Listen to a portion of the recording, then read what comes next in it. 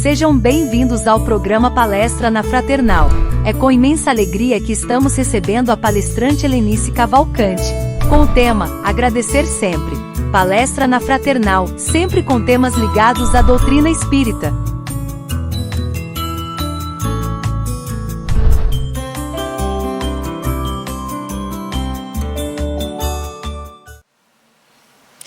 Muito boa noite, sejamos todos muito bem-vindos, que a doce paz do meigo Rabi possa estar nesse momento em cada coração que aqui nos acompanha. Para aqueles que forem nos encontrar em outro horário, muito bom dia, muito boa tarde. É sempre bom retornar aqui ao estúdio da Rádio Fraternal. Muito bom estar entrando no lar de cada um de vocês ou no ambiente em que você estiver aí nos acompanhando. Que sejamos todos, neste momento, envolvidos nesse imenso carinho que ora aqui recebemos, envolvidos pela docilidade de nosso Mestre Jesus, pelo amparo dos benfeitores espirituais e pelo amor infinito do Pai Criador. Queridos irmãos, parece um tanto comum demais agradecer sempre. Aliás, a gratidão foi tema do nosso encontro aqui na Fraternal ano passado, no mês de outubro. A hora que eu vi o nome que eu acabei sugerindo, eu me perguntei, nossa, como que eu não observei isso? Foi parecido, tá? Não foi o mesmo tema. Mas, de qualquer maneira, é sempre bom trazer aqui para nossa reflexão a questão do agradecimento. Afinal de contas, foi um dos grandes exemplos que Jesus nos deixou enquanto aqui esteve conosco. Ele sempre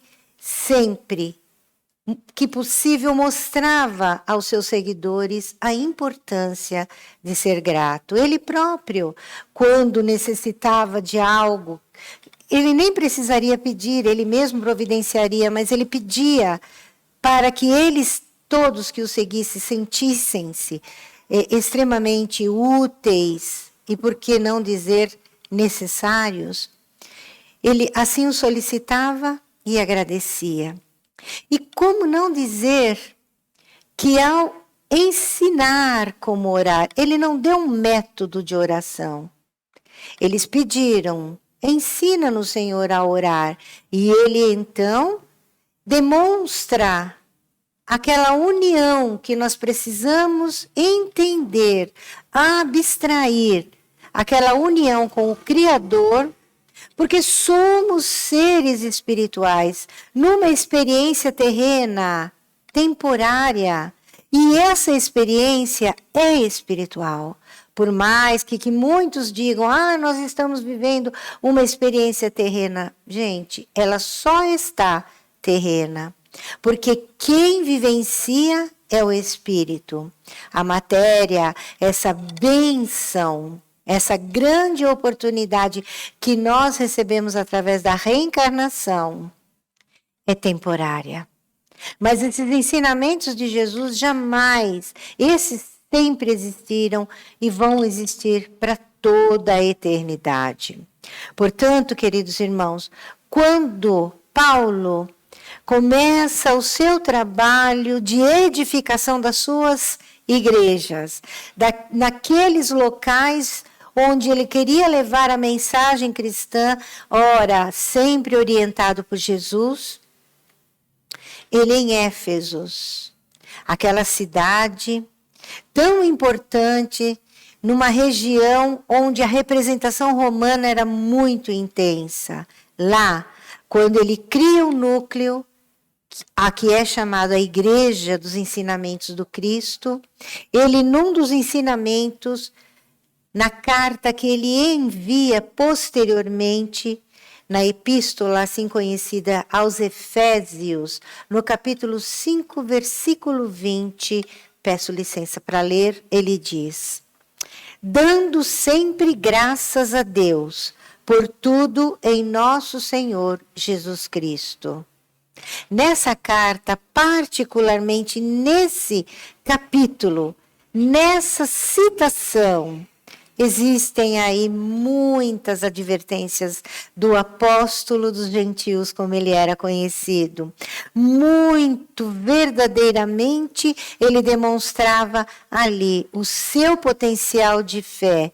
Então, além das advertências, da observância dos ensinamentos de Jesus, para que esses ensinamentos não se perdessem, como já estava acontecendo em alguns núcleos, onde a preocupação maior era a de seguir preceitos, repetir dogmatismos, repetir conceitos que já então não encaixavam com esse novo olhar que o mestre trazia, chamava a atenção que um desses ensinamentos e uma dessas advertências era reconhecermos-nos diante dessa criação como pequeninas partículas que fazem parte de toda essa imensidão universal, partículas que, em fazendo parte dessa imensidão, demonstravam em nós mesmos a essência divina que somos. Então, só por isso, não precisaríamos criar nada, trazer nenhum enxerto à doutrina fantástica que é o cristianismo, que foi então disseminada bem depois da passagem do mestre aqui. Advertências no sentido de que a gratidão deveria ser natural em nossas vidas. Olha como isso é importante, como isso é atual. Àquela época, aquele período, já havia, por parte dos ensinamentos de Jesus, o aproveitamento de tudo o que acontecia sem a quebra das leis judaicas. Ao contrário, se aproveitando o mestre daquilo que se já vivia, da cultura, daquilo que se havia enraizado, então, para trazer os ensinamentos das parábolas, das metáforas, e que depois eles, os seus discípulos transformados então em apóstolos, passaram a disseminar. E Paulo, ao se apaixonar por todo esse ensinamento, foi o maior divulgador, o maior disseminador. Porque, em sendo um daqueles que aprende a partir do conhecimento recebido pela letra, pela fala e pela emoção dos outros, conseguiu interpretar de tal maneira que transformou todo aquele ensinamento do Cristo em pura vivência. Por isso que dizemos, né, que esta passagem na carta aos Efésios é uma advertência e a demonstração de uma vivência. Paulo dizia também que devemos agradecer a Deus sempre por todas as coisas e todos os benefícios que recebemos. Vamos aqui pontuar alguns benefícios que a gente às vezes deixa passar. Nem se percebe o quanto somos abençoados, beneficiados. O benefício da cama que nos acolhe na hora do cansaço. O benefício da água que nos banha, da água que nos sacia a sede, da água que, adicionada ao alimento, o transforma na refeição magnífica. Da água que, quando vem do céu, purifica o ar, retira os miasmas que então nós mesmos dirigimos. Os miasmas que atraem as densidades energéticas e que nos transformam muitas vezes em obsessores de nós mesmos. e que atraímos outras densidades. Olha que benefício a água abençoada da chuva. E por que não dizer do teto que nos acolhe, aquele teto simples, aquele teto luxuoso. Como podemos avaliar em algum momento que alguém que viva na opulência não é feliz? Ou alguém que viva na restrição imensa também não é feliz? Porque a felicidade é uma construção diária, é uma construção que apenas cabe a mim mesmo. E ela não se dá por bens materiais, ela se dá pela conquista de sonhos, e sonhos são espirituais. Os desejos assim existem, os desejos são e devem ser seguidos, deve-se correr atrás, mas sem exageros, sem excessos. E aí outros benefícios. Vamos observar aqui, nós que possuímos todos os sentidos sãos.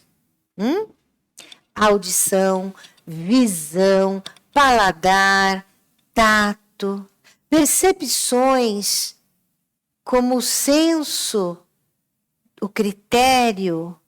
Quando conseguimos estar cientes de nós mesmos, o raciocínio, o equilíbrio, quando conseguimos conquistar a partir do autoconhecimento. Como não ser grato a tudo isso?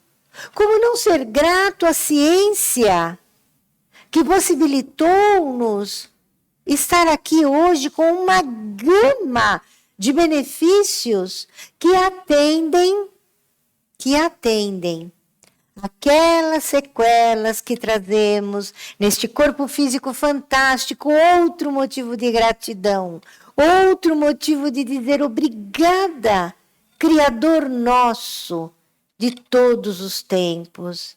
Um corpo que, mesmo estando portador de alguma deficiência ou de uma doença, seja ela perene ou seja ela temporária, é aquilo que está nos propiciando a reencarnação. Esse encontro comigo mesmo. Então, quando Paulo disse, dai graças todo o tempo em nosso Senhor Jesus Cristo, ele estava dizendo que possamos ser gratos ao Criador por nos permitir que nessa caminhada no rumo da evolução, hoje estamos aqui partilhando com todos, com todo o planeta, com todo o universo, a sagrada bênção desta existência corpórea. E a sagrada vida, porque vida só tem uma, a espiritual. Por que não ser grato, então, ao reconhecimento de que eu tenho aqui e agora a tecnologia? Olha, eu aqui num estúdio, podendo gravar esse bate-papo. É lógico que eu adoraria estar com vocês ao vivo, trocando comigo e ouvindo as suas considerações e fazendo aqui um bate-papo, uma mesa redonda, seria sensacional. Mas eu sou grata porque eu posso levar aquele pouquinho que eu tenho aprendido com este amor chamado Espiritismo, que se instalou em minha existência a partir da bênção da minha família, pai e mãe, que já me ensinaram as primeiras letras dentro do Espiritismo. E por que não ser grata? Pleiade de espíritos que vieram, que nos antecederam e possibilitaram ao grande professor Hippolyte Léon Denisard Ruvail, pseudônimo Allan Kardec, trazer para nós todo esse conjunto de estudos a partir de estudos intensos intensos, onde ele se debruça, onde ele tem companheiros que o auxiliam nessa jornada fantástica para deixar hoje aqui para a gente um momento de palestra que fale um pouquinho do Evangelho de Jesus, um pouquinho das cartas de Paulo, um pouquinho do que é a vida espiritual. O Espiritismo vem então e nos ajuda a entender o porquê que Jesus se preocupou em trazer o entendimento da gratidão a tudo. A natureza. Sim, a essa mesma natureza que nós maltratamos dia após dia. Ah, mas eu não taco fogo em nada, eu não jogo veneno, eu não mato animais. Hoje, ainda bem, outro motivo de gratidão. Nesta encarnação, eu compreendo que devo respeitar esta natureza da qual faço parte. Porque se sou essência divina e ela também, fazemos a parte do tudo e do todo. Não estão errados os nossos irmãos orientais, quando em suas doutrinas espiritualistas nos dizem: somos todos um. Porque somos realmente. Fazemos parte desse todo. Vibramos tão intensamente que tudo aquilo que vibramos fica aqui, no todo à nossa volta, e segue no sentido do infinito.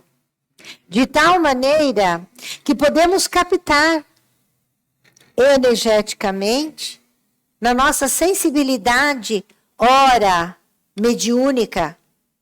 Mediúnica? Sim, mediúnica.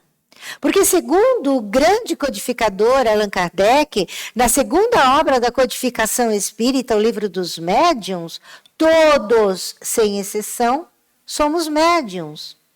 Mas na sua grande maioria, apenas o somos por intuição ou inspiração. Mas somos.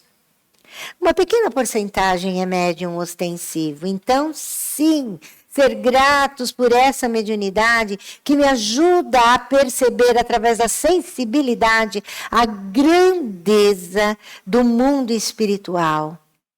E ter aqui com esse espiritismo fantástico a certeza de que a morte não existe. O corpo físico, sim, essa fantástica máquina que me serve, que me agrega e que eu tenho que cuidar. Eu tenho que cuidar muito bem, para que na minha próxima experiência encarnatória ele venha melhor ainda. E olha que ele já é fantástico. Se eu descuido dele, eu não estou sendo grata. Quando no Livro dos Espíritos, Kardec questiona os espíritos qual a melhor maneira de nos afastar das más influências espirituais, os espíritos respondem através da oração, mas também através da observância de como eu me apresento diante da vida. Como é que estão meus pensamentos? Como é que está essa energia que eu produzo e que eu emito o tempo inteiro? Antes disso, ele tinha perguntado se os espíritos podem influenciar nossos pensamentos. E eles então responderam: muito mais do que podeis imaginar. A tal ponto que muitas vezes eles vos conduzem. Então temos que ser gratos. Porque quando adquirimos esse tantinho de conhecimento, já temos que mudar a nossa forma de pensar, de agir, de fazer escolhas. Ora, os nossos pensamentos são resultados daquilo que sentimos. Então, eles são processados no sentimento, maturados no pensamento, que vão se transformar nas nossas escolhas. E as nossas escolhas vão se transformar usando aqui uma forma diferente. Vão se transformar no nosso amanhã? A forma diferente vão se transformar no nosso destino. Destino não é isso que se prega por aí. É sim resultado daquilo que eu processei no sentimento, que virou aquela ação no meu pensamento, que transformei em escolha. Depois vai me trazer resultados. Resultados esses que vão ser agradáveis ou desagradáveis. E que vão marcar esta encarnação. E quiçá de tal maneira que poderão gerar resultados que reverberarão na próxima encarnação. Caramba, tudo isso para ser grato, hein, gente? Porque olha o tanto de conhecimento, de ensinamento que essa doutrina bendita nos esclarece a partir dos ensinamentos que Jesus nos deixou. Ser gratos. Em outro questionamento de Kardec aos espíritos, ele pergunta qual a melhor maneira de orar. E eles respondem: louvar, pedir e agradecer. Ora, o que seria louvar? Vejam, de tudo que nós falamos, nos entendendo como seres da criação, nos entendendo como esse ser perfeito, apesar de tudo o que possa nos acontecer, seja positivo, seja negativo. Apesar de eu trazer marcas nesse corpo físico, que de repente são marcas que me impedem de ter a chamada vida normal, chamada. Nós temos o entendimento do que é normalidade. Isso foi fixado pelos padrões sociais. Então nós temos uma oportunidade. Então quando eu reconheço tudo isso, e começo a cuidar do meu emocional, começo a cuidar do meu físico, eu me torno um ser melhor. E aí eu vou disseminando isso à minha volta. Eu vou influenciando positivamente o meu entorno. Então eu estou louvando o Criador. Opa! Eu estou louvando, porque o respeito a mim mesmo me auxilia no reconhecimento, no respeito ao outro. Então, ser grato. Eu louvo o Senhor através dos atos de gratidão com tudo e com todos, com todo o ser da natureza. Mas até com aquele que me faz mal, seja grato. É difícil, mas seja grato pelo fato de você ter percebido que você venceu mais uma etapa. Os espíritos também orientaram. Não odeie. E se você não consegue perdoar, pelo menos faça uma prece, para que aquele outro que lhe feriu compreenda o ato que teve. Porque carregar dentro de si a amargura, esse peso, só você vai sentir. E aí você vai deixar de louvar ao Senhor. Por quê? Porque você vai acabar gerando desequilíbrios emocionais que vão se transformar em somatizações a partir deles, doenças psicossomáticas. Aí o segundo ensinamento, pedir, louvar, pedir e agradecer. Mas de tudo que você está falando, então, Deus já sabe a minha essência, Ele já conhece. Mas quando Jesus deu aquela dica de como orar, Ele disse mesmo para a gente pedir. Como se pede a um pai. Aliás, vocês perceberam que Jesus não fala em Deus, que Deus é nomenclatura, né? Emmanuel, que tem uma forma linda de expressar no livro A Caminho da Luz, o Criador incriado. Eu não sei, eu só sinto, né? Então, eu vou pedir. Porque lembram que ele falou? Que ele nos ama tanto, tanto, tanto, e nos colocou no mesmo exemplo da terra. Acaso, se um filho pedir ao pai um pão, ele lhe dará uma pedra? Ou lhe pedir um peixe, ele lhe dará uma serpente? Se vós, em sua ignorância, assim tratai bem os vossos filhos, por que meu Pai não trataria? Esse Criador nosso vai nos ouvir. Mesmo que ele já saiba, é bem gostoso fazer esse bate-papo. Sabe, gente, o processo de oração, principalmente como ensinou Santo Agostinho na questão 919A do Livro dos Espíritos, que é aquele processo de revisão do dia, todas as noites. Se eu começar a fazer, a minha noite vai ser tão mais tranquila. E vai ser tão bom, porque daí eu contei para ele. Eu contei como foi meu dia, eu contei aquilo que está me afligindo, eu contei da minha felicidade, da minha frustração. E eu posso dizer para ele coisas íntimas que só eu sei, né? E ele vai me entender, porque ele me ama. E depois agradecer. Vejam, a gratidão ela deveria ser natural, vindo desde a infância. Se ela deixou de existir em algum momento, é porque o endurecimento da vida está fazendo com que a gente esqueça essa troca, essa relação. Quando Jesus esteve entre nós, e isso é relatado no Evangelho de Lucas, quer ver aonde? Vou ler para vocês. No Evangelho de Lucas, no capítulo 17, versículos 11 a 19. Eles estavam no caminho que ia de Samaria a Galileia. E nesse caminho veio um grupo de 10 leprosos.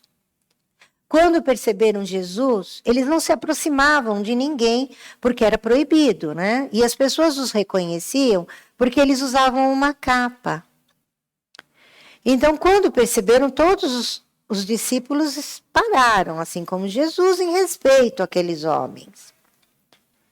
E aí de lá eles gritavam, Jesus de Nazaré, nos cure. E Jesus apenas disse que se quisessem ser curados, deveriam voltar e procurar o templo e se apresentarem nossa, me fugiu o termo, ao sacerdote, lembrei. E aí, eles se viraram, seguiram, não andaram muito, ficaram curados. E um deles percebeu a cura, virou-se, voltou gritando, se jogou aos pés de Jesus, de tal maneira que o suor e as lágrimas se misturaram com a poeira da estrada e enlamearam o seu rosto. E ele dava graças e ele agradecia a Jesus. E Jesus o ergueu e lhe disse, de todos eles, somente o estrangeiro voltou. Cadê os homens que estavam contigo, os outros 9? Ele olhou e disse, não sei, Senhor, seguiram em frente. E Jesus repetiu, vedes tu que a tua fé te curou. A eles fica a seguirem o seu caminho. Nenhum deles e todos os outros eram judeus, ou samaritanos, ou galileus, não importa. Somente aquele que voltou e agradeceu a Jesus era agora eu vou ler. Somente aquele que voltou a Jesus, que não era um deles, somente aquele era samaritano. Lembram que Jesus já tinha dado um exemplo? 2 exemplos. A mulher no poço era samaritana. No exemplo máximo de caridade, quem socorre aquele homem que fora expoliado pelos ladrões? O samaritano. E agora quem volta? Um samaritano. Querendo dizer para todos nós, para sempre, que a fé não é atributo somente daqueles que seguem esta ou determinada fé. Ela é atributo de força interior e realmente reconhecimento de que o Criador está acima. Nos deu a grande oportunidade reencarnatória e que todas as nossas dores, todos os nossos sofrimentos são grandes ensinamentos que nós precisamos observar, abstrair e nessa compreensão fazer uso para o nosso crescimento espiritual. Eleanor Roosevelt, a esposa do grande presidente norte-americano Franklin Roosevelt, que naquela época conseguiu salvar o país da Grande Depressão em 1929, era uma mulher sábia, à frente do seu tempo, publicou inúmeras matérias. Ela tinha frases enigmáticas e uma delas era: nós começamos a morrer quando paramos de compartilhar. Compartilhar o que é muito além do partilhar. Porque partilhar é dividir. Eu tenho esse tantinho, vou dividir com vocês. E normalmente se divide com quem é conhecido, com quem está próximo. Até com quem é desconhecido, mas está fazendo aquele momento comigo ali agora. Mas eu fico com a minha parte. Compartilhar é dar até o que é seu. É ir além. Poderíamos assim dizer que compartilhar chega na compreensão da empatia. E a empatia é ver o outro naquilo que ele é e aceitá-lo por aquilo que ele é. Independente do resultado que aquilo irá gerar. Existe um livro de Daniel Carvalho Luz, chamado Insight 2. E nesse livro ele traz uma série de contos. E ele relata nesse livro, num conto, onde ele traz essa frase de Eleanor Roosevelt, da importância, da gratidão e do compartilhamento. Conta ele que ele diz que é uma história verídica. Eu não vou relatar aqui o nome dos personagens, mesmo porque eu deveria estar com a obra aqui, eu realmente não vou me lembrar agora. Mas essa história conta assim, que um jovem havia sido convocado para lutar na Segunda Grande Guerra. E como todos os jovens da época, estava se preparando no treinamento para embarcar, para ir lutar contra Hitler. E no seu treinamento, foi direcionado para Nova York. Um dia de folga, resolveu ir até a biblioteca de Nova York. E ali, começou a dedilhar pelos livros, pensando o que devo ler para me distrair enquanto estou no quartel. De repente, as suas mãos pararam num livro muito bonito, de capa verde. Sabe aqueles livros antigos onde passavam ouro do lado de fora das folhas? Então, o livro fechado ficava todo dourado? Pois bem, aquilo lhe chamou a atenção. Quando abriu o livro, tinha o nome da moça que havia doado o livro à biblioteca, a sua antiga proprietária, e uma dedicatória dela dizendo: a você que está lendo, dedico esta obra. É de poesias. Se você não gostar, leia mesmo assim, porque esse livro era meu preferido. Mas como não está fácil para ninguém e todos nós precisamos de uma dose de amor, eu o dedico a você, para que você leia. Mas não esqueça de devolvê-lo à biblioteca para que muito mais pessoas possam lê-lo. Aquilo lhe chamou a atenção e ele resolveu então se aprofundar naquela leitura. E ficou apaixonado. Resolveu na sua segunda folga procurar a moça. Mas ela tinha um sobrenome muito comum. Mas naquela época não existiam tantas pessoas com aquele sobrenome comum. E ele foi a uma cabine telefônica, que as antigas tinham dentro de si uma lista telefônica, e foi ligando um por um daquelas mulheres que tinham aquele sobrenome na cidade de Nova York. Numa das ligações, atendeu uma voz e ele perguntou: é fulana de tal? E a voz respondeu: sim, quem deseja falar? Ele disse: meu nome é tal. Foi você que doou um livro de poesias à biblioteca? Ela disse: foi. Você poderia me dizer a cor do livro? Ah, é um livro assim, assim, assim. Provou que era ela. Aí ele contou para ela que ele ia embarcar e que ele gostaria de levar o livro com ele para assim com ela manter conversas, trocar ideias, e ela concordou. Passou-lhe o endereço. E ele convenceu na biblioteca que ele poderia ficar com o livro com a responsabilidade de trazê-lo de volta. Assim foi. Embarcaram e lá no fronte, toda vez que ele tinha a possibilidade, em cima de uma poesia ele fazia uma análise e conversava um pouquinho com ela.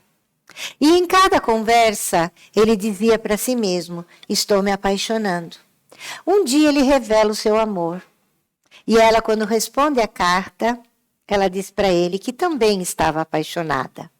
E ele pede então que ela lhe envie uma foto. E ela diz que não, porque ela não gostaria que ele se apaixonasse pela letra, pela poesia, mas sim que ele percebesse a profundidade das mensagens. E não importasse o que ela fosse, se o amor fosse verdadeiro, ele se tornaria então eterno. E ele concordou. Imaginemos essa situação por mais de um ano, porque as cartas não iam e vinham assim a todo momento. Chegou o grande dia. Houve a rendição. Todos iriam voltar. E ele escreve rapidamente para ela para encontrá-la no cais do porto. E assim foi. Que antes dele viajar de volta, ela respondeu: quando você voltar, procure-me. Estarei usando um tailleur com uma rosa vermelha aqui, na lapela. E você carregue o livro à frente do seu peito, para que você me reconheça e para que eu te reconheça. E assim foi. Aquela ansiedade da parte dele, quando chegou, colocou logo suas malas, e aí ficou olhando onde estará ela, e aquele povo chegando, e todo mundo se encontrando, e nada dele vê-la. Aí, ele resolveu caminhar. Porque ele pensou, pode ser que ela esteja me esperando um ponto mais à frente, ali tem tantos bancos. E foi. Ao seguir na direção dos bancos, ele percebeu ao longe uma senhora de meia idade, pequenininha, não usava salto, com uma rosa vermelha na lapela e sorridente. Nesse momento, quando ele ia na direção dessa senhora, passou-lhe uma moça maravilhosa, daquelas que os soldados realmente esperam encontrar quando estão de volta. Ela olhou bem nos olhos dele e disse: que tal um jantar, marujo? Aí ele olhou para aquela moça deslumbrante, olhou para a senhorinha que se aproximava e disse: já tenho compromisso. A moça cumprimentou-lhe então e seguiu. Ele, se aproximando da moça, da senhora, começou a sentir o coração bater mais forte, um frio na barriga. Ele pensava: mas a nossa diferença de idade é muito grande. Meu Deus, eu me apaixonei. E agora, como é que eu vou dizer para ela que ela não é aquilo que eu esperava? Aí ele mesmo pensava aqueles pensamentos contraditórios. Mas ela me ensinou tanto. Ela agregou tanto à minha vida. Eu sou muito grato a ela. Bom, se eu não puder dar a ela aquilo que ela espera de mim, pelo menos serei o melhor amigo que ela já pensou em ter. E com certeza conquistarei a melhor amiga que eu queria ter. E assim foi. Que quando pararam um de frente ao outro, ele disse: que prazer em conhecê-la. Muito obrigado pelas suas cartas, pelas considerações, pelas análises poéticas. Muito obrigada por você ter tornado o meu período muito mais leve. Está aqui o livro. Vamos jantar? Ela sorriu, olhou-lhe no fundo dos olhos e disse: meu jovem, eu não sei do que você está falando. O que eu sei é que, tá vendo aquela moça que está entrando naquele restaurante? Ele virou e viu a moça entrando. Aquela que passou por ele. Então, ela colocou-me esta rosa na lapela e disse-me: vai lhe encontrar um soldado carregando um livro verde, assim, assim, assim. Quando ele lhe encontrar, se ele lhe convidar para jantar, você diga que eu o aguardo naquele restaurante. E assim estou fazendo. Aí ele olhou fundo. Então não era você quem me escrevia as cartas? Ela: não sei do que você está falando, mas eu acho que seria interessante você conversar com aquela mocinha. E então ele deu um beijo estalado na bochecha da senhora, que chegou até a corar, e saiu feliz correndo. Você começa a morrer quando para de compartilhar. Se ele não tivesse sido grato, se ele não tivesse compartilhado em poucos minutos aquela gratidão, aquela emoção e o desejo profundo, num respeito absoluto a si mesmo e a ela, com a grande possibilidade de se tornarem grandes amigos. Se ele não tivesse feito nada disso e tivesse deixado passar à sua frente o egoísmo, o orgulho, a vaidade, a prepotência, a arrogância, o machismo, ele teria perdido o grande amor da vida dele. Muitos corações esperam um sorriso, muitos corações esperam um abraço amigo, um olhar acalorado. Muitos corações esperam de nossa parte o perdão. E por que não fazermos o mesmo? Perdoarmos. Que sejamos, queridos irmãos, a luz colocada sobre a janela e não sobre embaixo da mesa. Que possamos, queridos irmãos, sempre ter olhos de ver, ouvidos de ouvir. Que possamos, na expressão máxima do amor celestial, agradecer. Agradecer-te, Senhor, por esta grande oportunidade. Que assim seja em todos os tempos, em todos os momentos, em todas as vidas, em todos os mundos. Gratidão infinita. Muito obrigada a todos.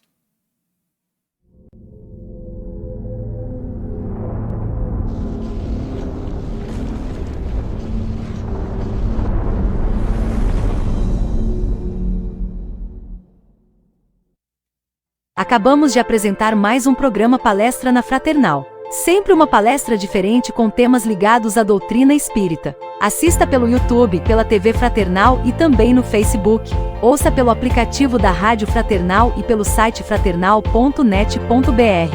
Rádio e TV Fraternal, sempre em sintonia com você.